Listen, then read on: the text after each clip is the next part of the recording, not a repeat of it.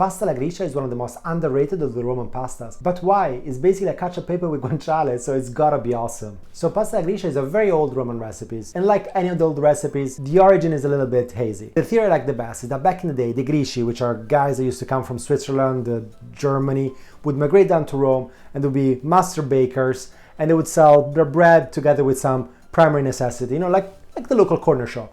And they didn't used to sell much, but they would have guanciale, they would have pecorino, they would have pasta. So you'd be going down to the local Gricio, buy a bunch of stuff, and make spaghetti alla Gricia. And of course the ingredients are only 3. It doesn't even seem like a recipe. So you got pecorino Romano, you got the guanciale. The guanciale, look how beautiful it is. It's got fat and it's got the pinkiness. And it's basically the cheek of the pork cured. I mean, if you never tasted it, it's amazing. And then we have some white wine, which has some acidity, and it allows all the fat to better mix with the pasta. Before we start with the recipe, we need to spend 2 seconds about the theory of the Roman pastas.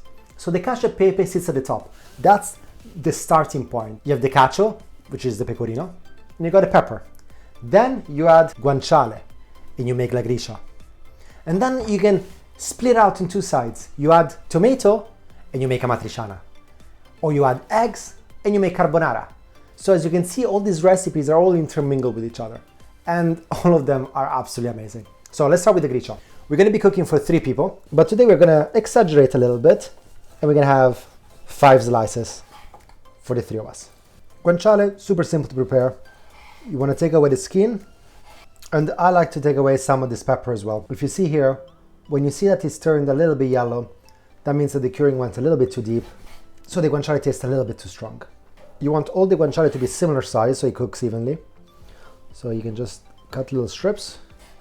And of course, if you don't have guanciale, you can try with pancetta or bacon. It's not the same thing though, so I would make the effort to find guanciale. And then you can cut into little cubes. And this was the ultimate shepherd's food, because the shepherds used to go in the mountain for many, many nights, and they would have to be able to carry food that they can eat over time. And the guanciale is cured, so it can stay fresh. Well, it stays cured. The pecorino the same, and the pasta would be dried pasta. So this would be the meal of the shepherds at night after a long day's work. It's not too bad, huh? And now that we made this mountain of guanciale into the pan, and now that I've seen it cut, we really have exaggerated. The normal dose, when you don't have Eli to convince you to put an extra slice, would be 1 slice per person plus an extra one for the pan. Anyway, like Ali says, nobody gets upset with extra guanciale. So no olive oil, because it already has a lot of fat.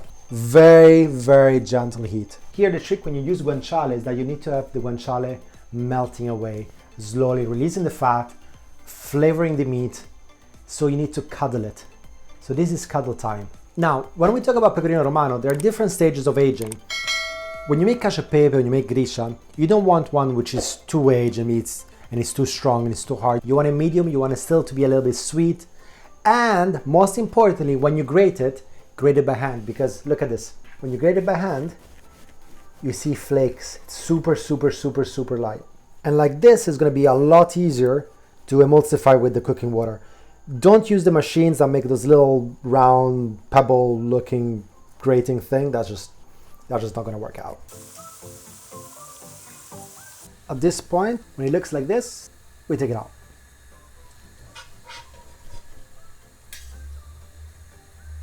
The water is boiling, we salt it. Remember, we're going to use a lot of pecorino, so don't overdo it with the salt. Pasta, go in.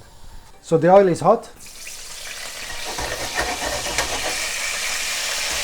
And we let the white wine evaporate.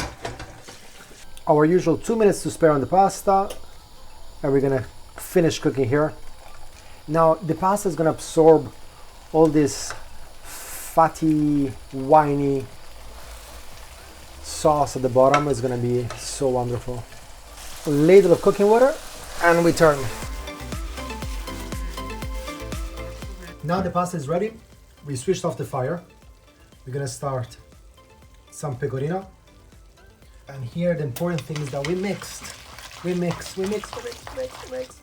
Once you see the pecorino is melting away and is combining with the cooking water and the emulsion, we add some more. A little bit more water. And we mix again. Oh, what a mess.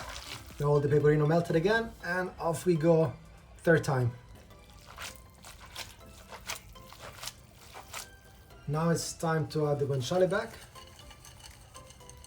fresh ground pepper. Let's jump so that everything gets mixed together. And look how gorgeous this is looking. And this is to all my friends in Rome. Hope I made you proud.